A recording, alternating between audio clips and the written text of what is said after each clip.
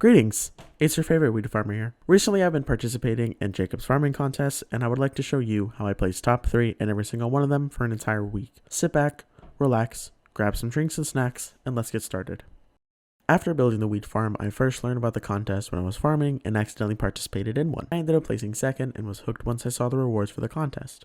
Jacob's contest is a farming contest hosted by none other than Jacob. Jacob is an NPC that can be found in the farming house. The contest is hosted every 3 Skyblock days and gives a list of crops to farm, and players must farm one of the 3 crops as fast as possible to win items called Jacob's Tickets. Jacob's Tickets are a currency used to purchase farming related items from Jacob's shop. To begin this adventure, I first started with the farms. I looked into all the crops involved and found a list of them. The crops involved in Jacob's contest are wheat, potatoes, carrots, netherworts, pumpkins, melons, sugarcane, cocoa beans, cactus, and mushroom. I then looked into the crop drop per item and the value of the item.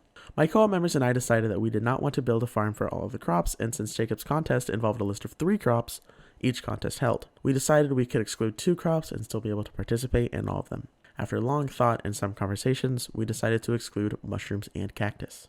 We excluded mushrooms due to the farming ability of them. Although mushrooms sell for a lot of coins in the bazaar, building a farm for them is a lot more complicated than it seems, and would not be sufficient enough to be able to place off of them in Jacob's contest, so that was our first exclusion. Our second exclusion would be cactus. Cactus farms can be made well even when farmed by hand, so this became a contest between cocoa beans and cactus. The decider, the fact that cactus have to be planted 1 block apart from each other, meant that the scarcity of cactus would lead to a lower score in the contest, which means that cocoa beans were better to farm and were then chosen, leaving cactus as a no-go. After choosing the crops, we started building farms. We mirrored the scale of the original farm so that we would be able to farm each of the farms for the whole 20 minutes that Jacob's contest lasts and be able to make money off of the crop as well. Our first crop was pumpkins. We started the outline for the farm and quickly built it.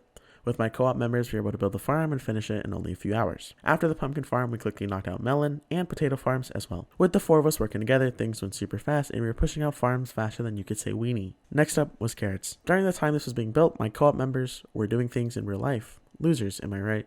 So I ended up building this one on my own. With the help of the greater tilling hoe, the basket of seeds, and a magical water bucket, I was able to get this farm done in only a few hours. Next up was sugarcane. Easy farm to make and really did not require much work, getting done in about an hour. After sugarcane came cocoa beans, being another easy farm to produce, only taking another hour. Last but not least, netherwort.